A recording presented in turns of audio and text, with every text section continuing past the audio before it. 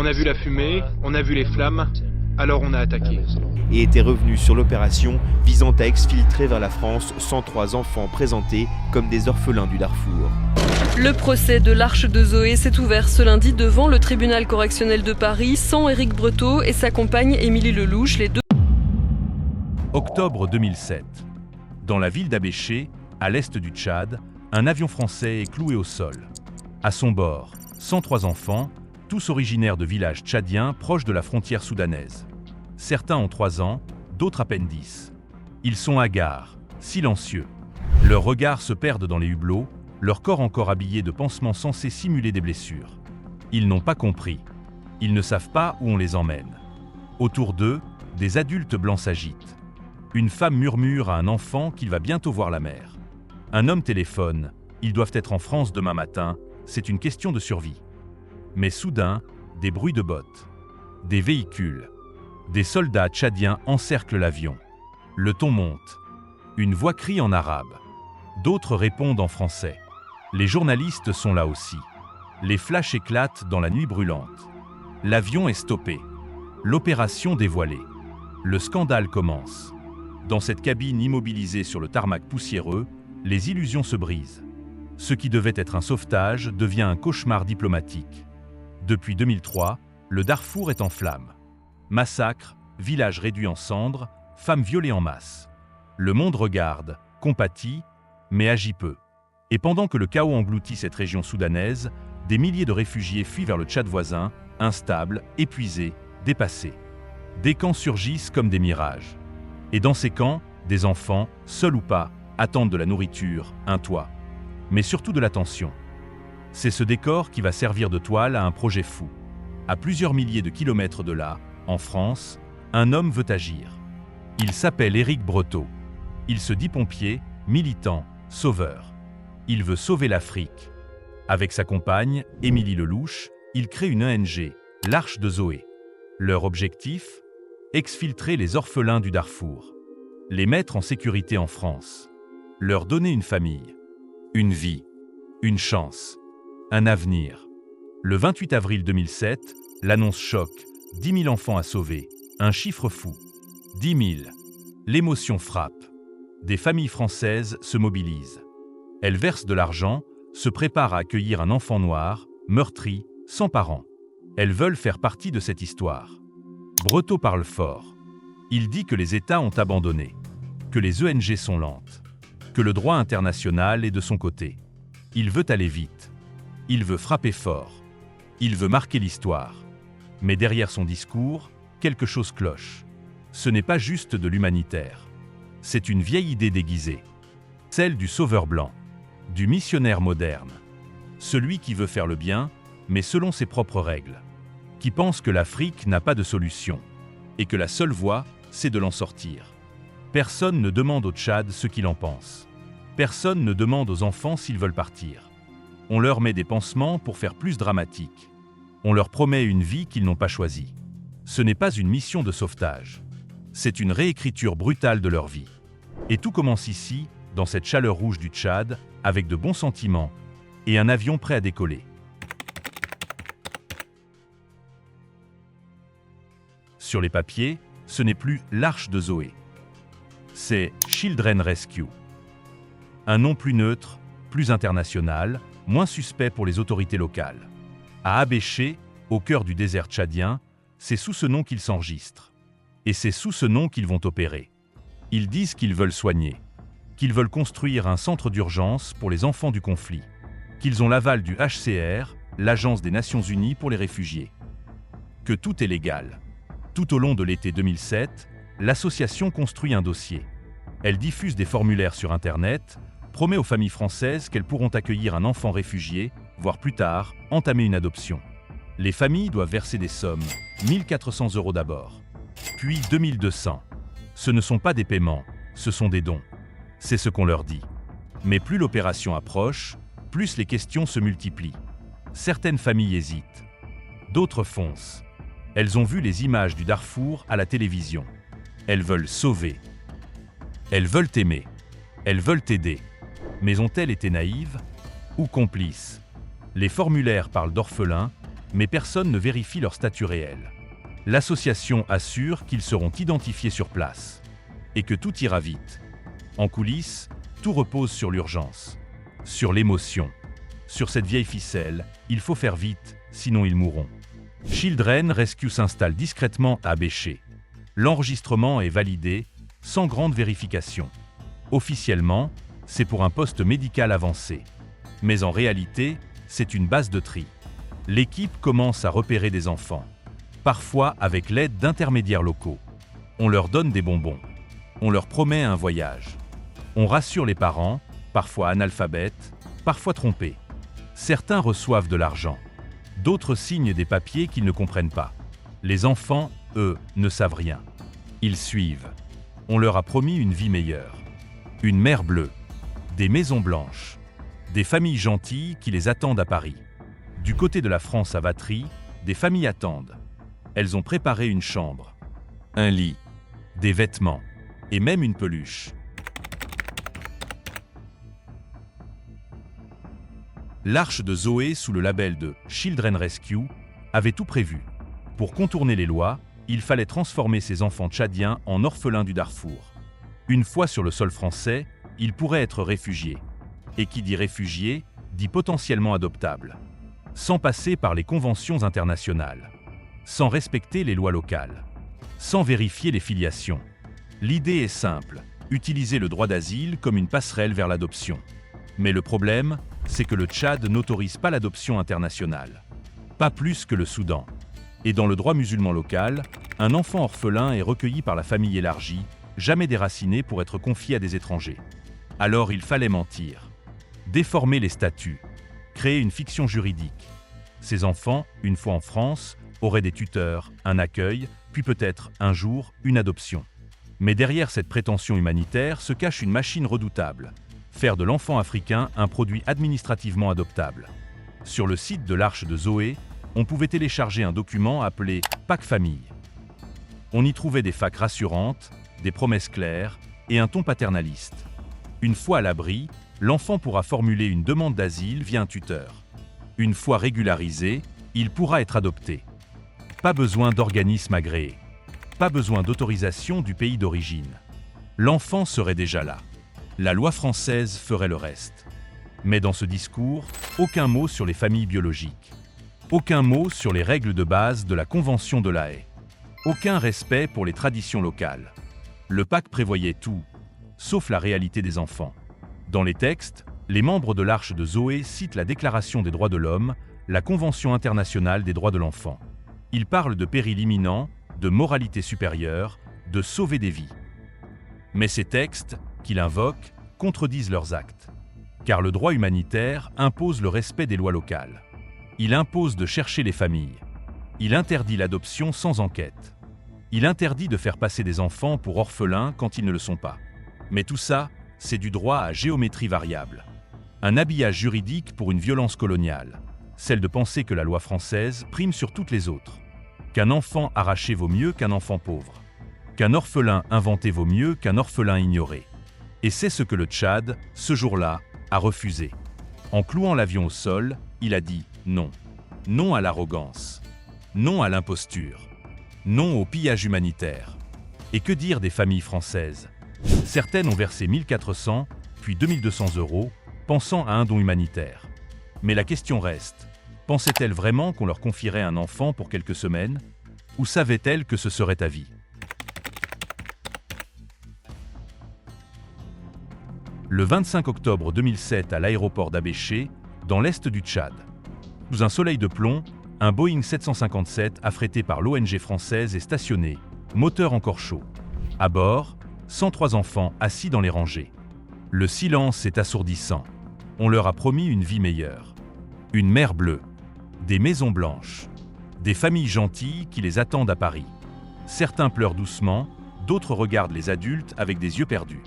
Tous portent de petits pansements, sur le front, les bras, la poitrine. Certains ont des bandages à la jambe. Mais aucune blessure n'est réelle. Juste du théâtre. De la mise en scène. Des pansements pour les caméras. Dans la cabine, les membres de l'association L'Arche de Zoé, rebaptisée ici Children Rescue, s'affairent. L'infirmière parle de fièvre. Un logisticien vérifie les papiers. Un journaliste filme. Un homme blanc, nerveux, égrène au téléphone. L'avion décolle ce soir, les enfants seront à Paris demain.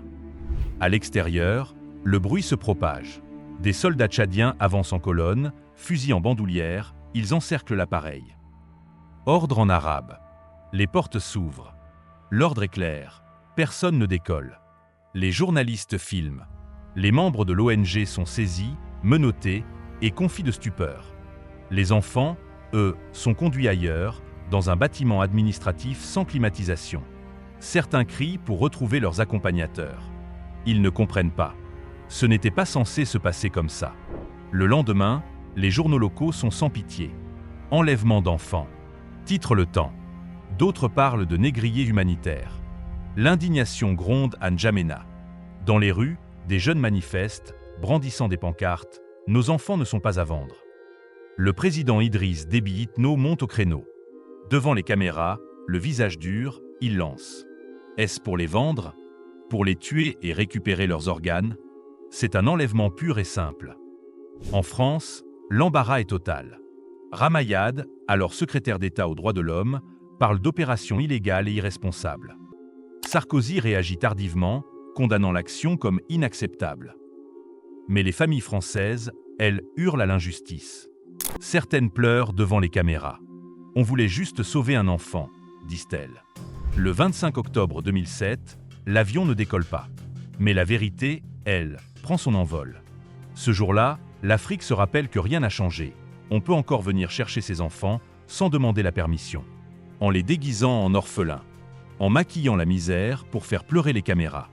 En se servant du droit humanitaire comme d'un passeport pour l'impunité. Ce 25 octobre, sur le tarmac d'Abéché, c'est toute une vision de l'aide occidentale qui s'effondre. Et les enfants, encore une fois, ne sont que des pions. Ils sont alignés sur des nattes posées à même le sol. Des enfants, là, silencieux.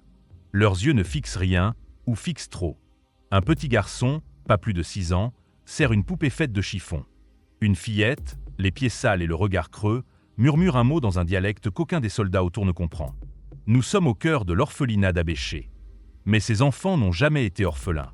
Les premiers rapports des ONG tombent, froids, clairs et incontestables. 91 enfants sur les 103 ont encore des proches vivants. Mère, père, oncle, tante. Parfois même les 2 parents.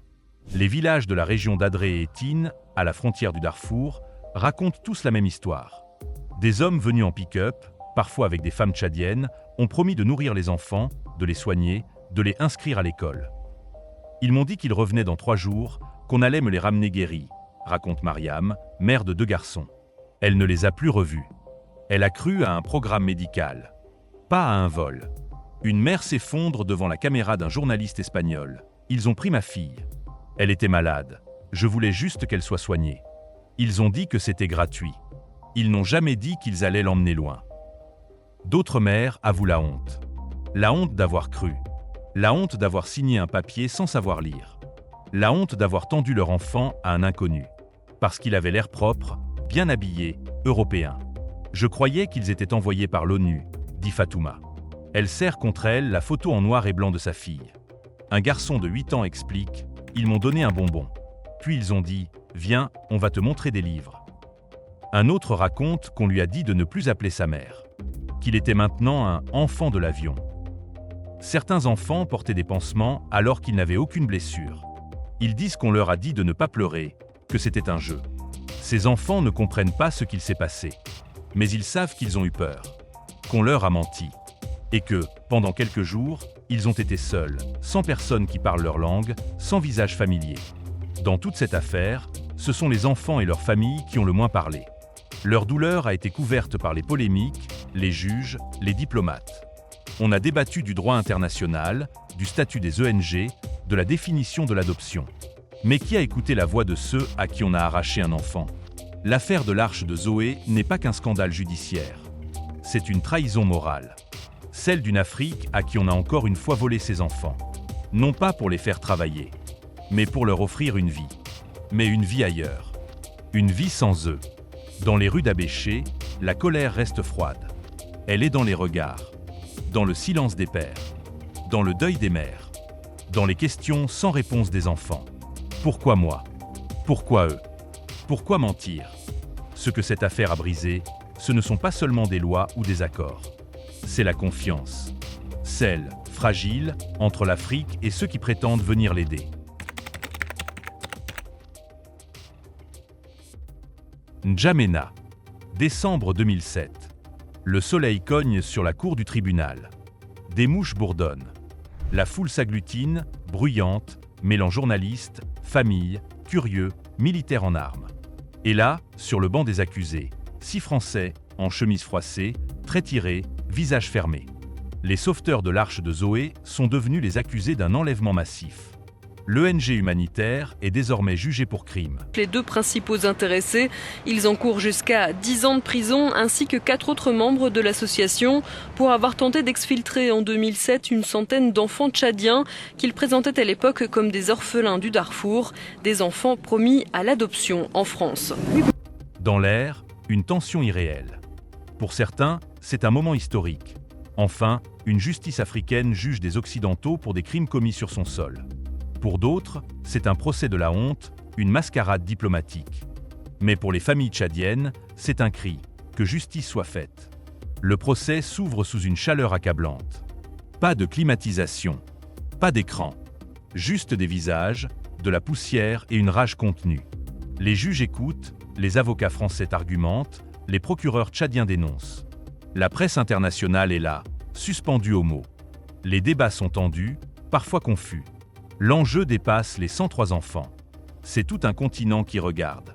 Le Tchad, longtemps considéré comme un simple pion dans le jeu franco-africain, affirme ici son autorité. Idriss Déby, le président, exige des peines exemplaires. Il parle d'enlèvement pur et simple, voire de trafic d'organes. Les mots sont forts, brutaux. Certains y voient une revanche contre la France-Afrique. D'autres, une mise en scène destinée à calmer la colère populaire. Mais une chose est claire, ce n'est plus l'affaire d'une ONG. C'est l'honneur d'un pays qui est en jeu. À la barre, Éric Breteau parle. Il nie toute intention de nuire. Il dit avoir voulu sauver des vies. Il parle d'urgence, de silence de la communauté internationale, de l'inaction des ONG. Il reconnaît des erreurs, mais se présente comme un héros incompris. Ses compagnons d'infortune le suivent. Émilie Lelouch, infirmière et compagne de Breteau, fond en larmes. Philippe Van Winkelberg, le médecin, reste stoïque. D'autres semblent brisés ou totalement déconnectés. Les témoignages révèlent l'amateurisme hallucinant de l'opération. Pas de vrai recensement, pas de documents d'identité fiables, pas de coordination sérieuse avec les autorités tchadiennes. Une seule obsession, faire partir les enfants, vite. Mais derrière cette précipitation, un mot revient sans cesse, mission.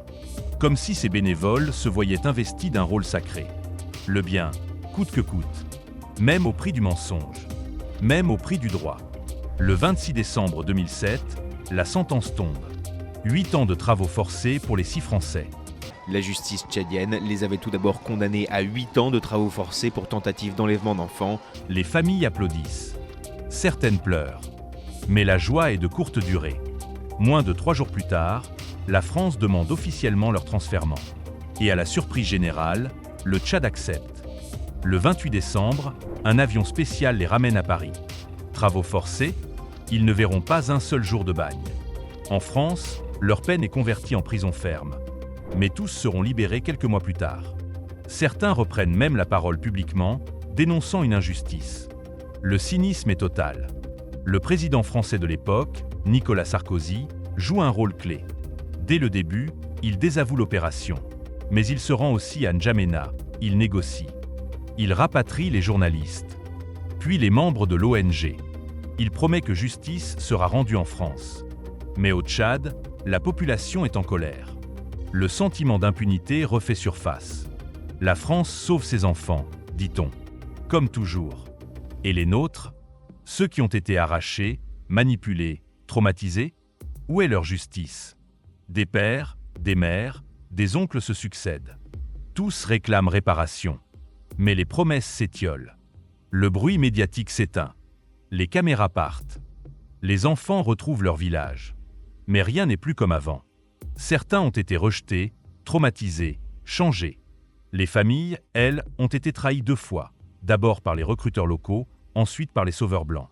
Un murmure revient comme une prière amère. Ils ont voulu voler nos enfants, et ils s'en sont sortis. Le 31 mars 2008, le président Idriss Déby signe un papier. Et en quelques secondes, 6 Français condamnés à 8 ans de travaux forcés pour tentative d'enlèvement de mineurs sont graciés. Oui, tu as bien entendu, graciés. Après des mois de débats, de révélations, de colère, de témoignages brisants. Après la découverte que ces enfants étaient tchadiens, pour la plupart non orphelins, arrachés à leur famille sous de faux prétextes. Après un procès retentissant, où des pères et des mères ont réclamé justice. Tout cela est effacé, balayé par la volonté d'un seul homme. Idriss Déby parle de gestes de clémence. Mais sur les places poussiéreuses d'Abéché, dans les ruelles de N'Djamena, ce mot a un goût amer. Les familles n'ont pas été consultées. Les enfants, eux, n'ont jamais été entendus. À Paris, on salue un règlement diplomatique or qu'elle les avait désavoués publiquement. L'impunité blanche, la vraie. Quand un Africain vole un sac de riz, il finit en prison. Mais quand des Français enlèvent 103 enfants sous couvert d'humanitaire, ils rentrent chez eux. Et leur pays les comprend. Idriss Déby y gagne quoi? Un soutien militaire renouvelé? Des promesses d'aide européenne? Une stabilité pour son régime contesté? Peut-être. Mais le peuple tchadien, lui, y a tout perdu. La dignité d'un État qui s'était levé pour dire non. La justice, si difficilement arrachée, qui se dissout dans des tractations d'ambassade. Et surtout, que reste-t-il aux enfants? Rien. Pas de réparation. Pas de reconnaissance. Pas d'excuses. Des assistantes sociales ont essayé de comprendre ce qu'ils avaient vécu, mais les mémoires d'enfants sont fragiles, parfois floues, toujours douloureuses. Et puis le silence. Le grand silence. Plus personne n'en parle. Pas dans les journaux occidentaux. Pas à l'ONU. Pas même dans les écoles de ces enfants. Un crime sans suite. Un scandale sans mémoire. Une affaire classée. La France, par la voix de certains de ses responsables, parle encore de maladresse, de bonne intention. Ce vocabulaire lisse, poli, technocratique. Il efface le drame. Il blanchit les auteurs. Mais dans les rues de l'Est tchadien, certaines mères, certains pères n'ont pas oublié. Et dans les regards de ces enfants devenus adolescents, il y a encore cette peur, cette question jamais résolue. Pourquoi moi? Pourquoi m'avoir arraché à ma mère? Pourquoi avoir promis une vie meilleure en m'enfermant dans un mensonge? Pourquoi m'avoir traité comme un colis humanitaire? Et pourquoi? Personne ne s'en est jamais excusé? Abéché, N'Djamena, Paris. 3 lieux, 3 ambiances, mais une seule vérité dérangeante. Le traitement de l'affaire de l'Arche de Zoé révèle le déséquilibre persistant entre une Afrique infantilisée et une France incapable d'assumer sa position dominante. Le 25 octobre 2007 aurait pu être un tournant. Mais l'histoire a souvent cette habitude de s'écrire à l'encre invisible, surtout quand elle bouscule les puissants. Une opération d'enlèvement massif d'enfants africains par des humanitaires européens, arrêtés in extremis, devrait provoquer un séisme moral. Et pourtant, que s'est-il passé après? Des condamnations symboliques, des excuses à demi-mot, puis l'oubli. Si les coupables avaient été africains, exfiltrant des enfants français pour les sauver, aurait-on parlé de naïveté ou d'idéalisme? Il est temps que cette affaire soit inscrite dans les livres, dans les écoles, dans les esprits. Pas comme un accident, mais comme un symptôme. Une preuve que le paternalisme humanitaire peut devenir un instrument de domination. Que le racisme systémique n'est pas qu'une affaire de police, mais aussi de solidarité mal orientée. Et si l'Occident ne veut pas l'entendre, alors c'est à nous, Africains, de raconter, de dénoncer et de transmettre. Car tant que ces enfants n'auront pas été écoutés, tant que ces familles n'auront pas été reconnues, tant que ce scandale ne sera pas gravé dans nos mémoires, la blessure restera ouverte. Ceci n'est pas seulement un chapitre d'histoire. C'est une alerte, un appel, une promesse. Plus jamais ça. Si cette histoire t'a touché, si elle t'a révolté, ne laisse pas ce cri se perdre dans le vide. Partage cette vidéo, commente, fais-la vivre. Car chaque vue, chaque mot, chaque partage est une pierre posée sur le chemin de la justice. Abonne-toi pour continuer à faire entendre les voix qu'on a trop longtemps ignorées.